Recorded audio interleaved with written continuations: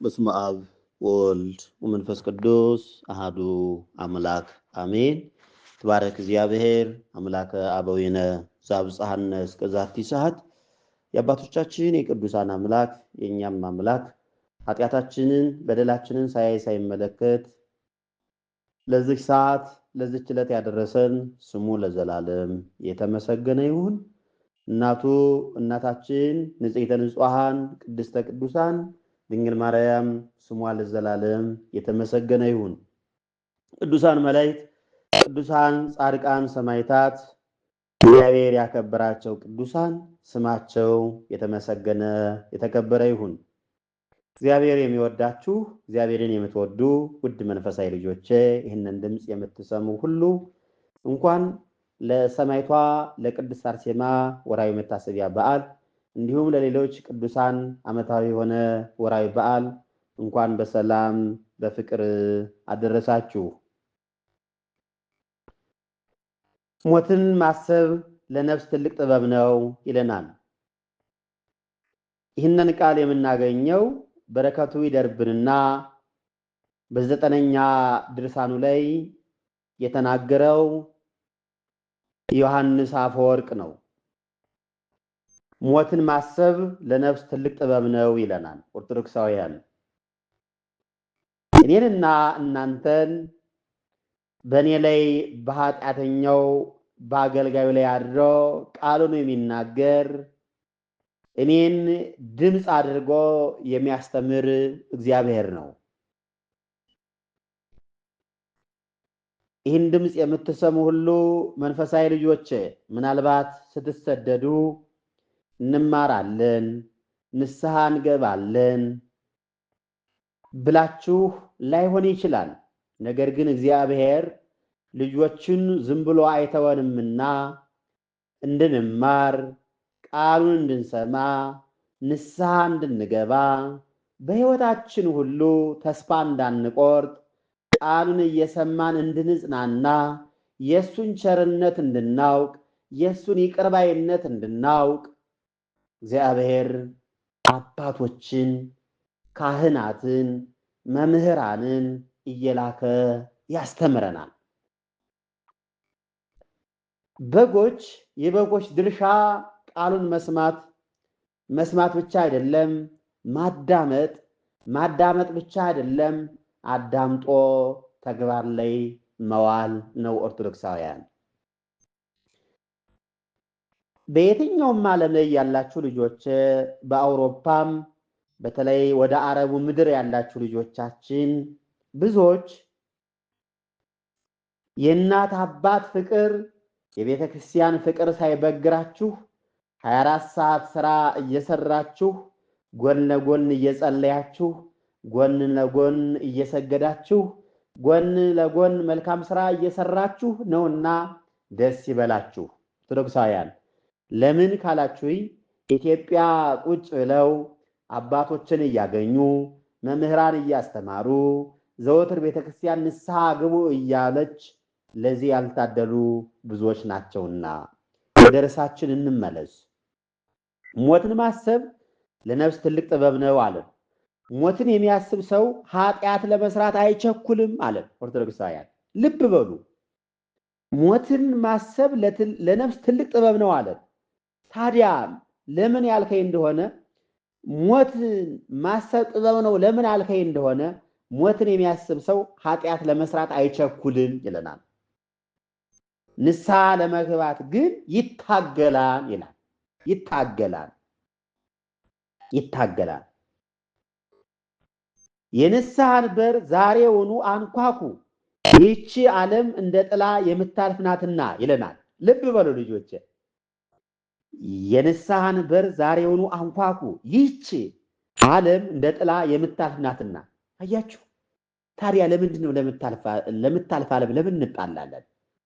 ለምታልፍ ዓለም ለምንድን ነው የምንጨቃጨቅ? ለምታልፈው ዓለም ለምንድን ነው ማንተማመን? ለምታልፈው ዓለም ለምንድን ነው ማንረዳዳ? ለምንድን ነው የምንሸዋወደው? ይህች ዓለም እኮ ታልፋለች። እኔ ይገርመኛል አንዳንዴ። እኔ ብዙ ሰዎች እግዚአብሔር ታሪካቸውን ቀይሮ ገንዘብ ኑሯቸው ሀብት ኑሯቸው እግዚአብሔር በሰጣቸው ሲመኩ ይገርሙኛል። ዓለም እኮ ያልፋል። ታዲያ ለምታልፍ ዓለም ለምን ነው እንጨቃጨቅ? አያችሁ ልጆቼ፣ ቅዱሳን አባቶቻችን እኮ ይህች ዓለም የምታልፍ መሆኗን ተረድተው እኮ ነው የዚህን ዓለም ፍላጎት የማይፈልጉት። አይፈልጉም እኮ እነ ቅድስት አርሴማን ዛሬ እሺ እናንሳ።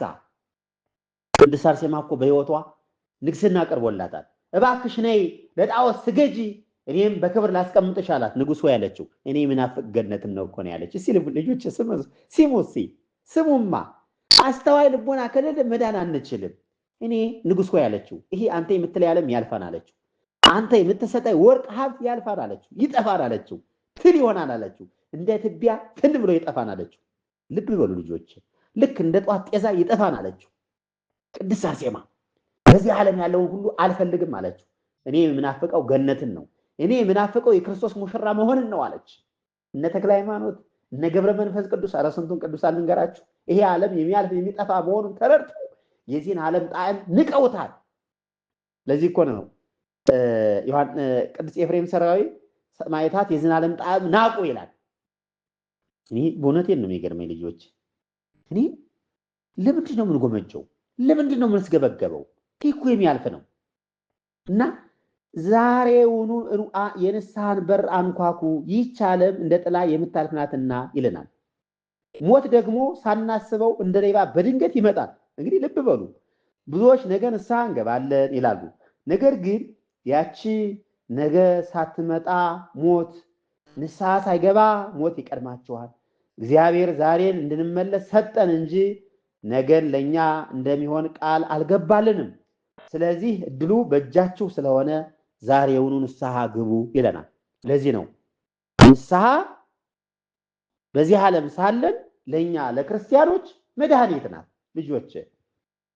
ለዚህ ነው ሞትን ማሰብ ለነፍስ ትልቅ ጥበብ ነው።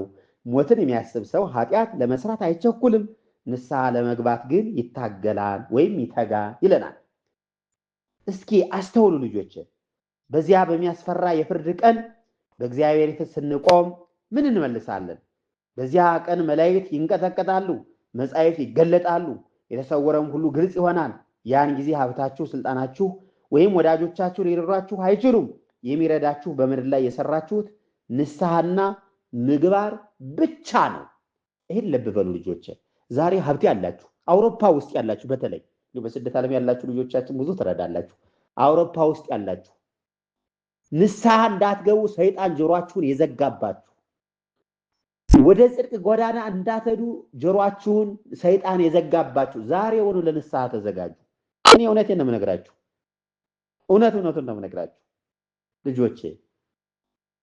ሞት አለ፣ ከክርስቶስ ፊት ለፍርድ እንቀርባለን።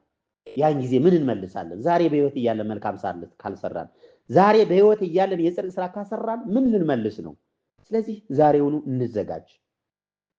ያን ጊዜ ለፍርድ ስንቆም የሰራችሁት ንስሐና ምግባር ብቻ ነው ከፊት ለፊታችን የሚቆም። በዚህ ዓለም ላይ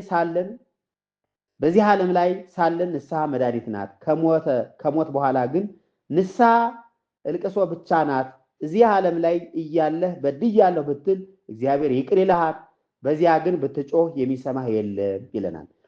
እዚህ ንስሐ ሰማይን ትከፍታለች፣ በዚያ ግን የንስሐ በር ዝግ ነው። ነፍስ በስጋ ከመለየቷ በፊት እድሉን ተጠቀሙበት። የታመመ ሰው ሕይወቱ ስላለች ሐኪም ዘንድ ይሄዳል። ከሞተ በኋላ ግን ሐኪሙ ምን ሊያደርግለት ይችላል?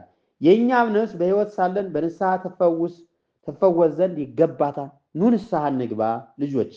ወንድሞቼ ሆይ ተስፋ አትቁረጡ ይለናል። እንዲሁ አንዳንድ ልጆቻችን አላቸው ተስፋ ቆርጬ ሰው አምኜ። እንዴ ሰውን አትመኑ። ሰውን መውደድ ማክበር ነው። ሰውን በእግዚአብሔር ዘንድ ስጡት፣ ከቸገረው ስጡት ትጸድቃላችሁና። እግዚአብሔርን ተስፋ አድርጉ። በእግዚአብሔር ጥላ ውስጥ ኑሩ፣ ደስ ይበላችሁ። በድንግል ማርያም ጥላ ውስጥ ኑሩ፣ ደስ ይበላችሁ፣ መንግስቱን ትወርሳላችሁና። እንዴ እግዚአብሔር ሆይ በሕይወቴ ሁሉ አንተን የሚያስደስት ስራ እንድሰራ እርዳይ፣ አግዘኝ በሉ እስኪ ልጆች። ተስፋ አትቁረጡ፣ ነገር ግን አትዘናጉም። እግዚአብሔር መሐሪ መሆኑን ንስሐችሁን እንድትዘገዩ እንዳያደርጋችሁ፣ ይልቁንም መሐሪ ስለሆነ እንዲህ ያለውን አምላክ እንዴት በደልሁ ብላችሁ በፍቅር ተመለሱ፣ ቶሎ ንስሐ ግቡ። ሰይጣን ዛሬውኑ የጌታን ፊት ገና ወጣት ነህ በኋላ ትጸልያለህ እያለ የንስሐን ጊዜ ይሻማብሃል። ማንም ይሻማብህ? ሰይጣን። አንተ ግን ዛሬውኑ የጌታን ፊት እፈልጋለሁ ብለህ በለው። ኃጢአት የሰራሁ ትናንት ቢሆንም ንስሐ የምገባው ዛሬ ቢሆንም እግዚአብሔር ግን የቀደመውን በደልህን አይቆጠርብህም፣ እርሱ የሚመለከተው የአሁኑን መመለስህን ነውና ይለናል። ስለዚህ ተመልሰን ንስሐ እንግባ ልጆች። መጨረሻው ሲደርስ ንጹሐን በክብር ወደ መንግሥተ ሰማያት ይገባሉ። ንስሐ ያልገቡ ግን ወደ ዘላለም ጨለማ ይጣላሉ። ያን ጊዜ የጥርስ ማፋጨትና ዋይታ ይሆናል። ያን ጊዜ ከማልቀስ ይልቅ ዛሬ ማልቀስ ይሻላል። ዛሬ የምታፈሰው ጥቂት እንባ የገሃነመ እሳት ታጠፋለች። ዛሬ የምትሰግደው ስግደት ነገ ከፍ ታደርጋለች ይለናል። ልጆች ኑ ንስሐ እንግባ። እንዲሁ አደራ ብላችሁ አሁን የተቸገርነው ብዙ ሰዎች ትምህርት እንልካለን፣ አታዳምጡም፣ አትጠቀሙበትም። አደራ ብታዳምጡ ትጠቀማላችሁ፣ ንስሐ ብትገቡ ትጠቀማላችሁ። ለእናንተ ነው ልጆች። ኑ ንስሐ እንግባ። በዚህ ዓለም ላይ ሳለን ንስሐ መድኃኒት ናትና ይለናል። ንስሐ እንድንገባ አምላካችን ይርዳን። ሰማዕቷ ቅድስት አርሴማ በቃል ኪዳኗ ተጠብቀን። መንፈሳዊ ልጆች እግዚአብሔር ይባርካችሁ። ለእውቀት ባለ እውቀት የሰራችሁትን ማይሰራ ኃጢአት እግዚአብሔር ይፍታ። እግዚአብሔር ይባርካችሁ ልጆች።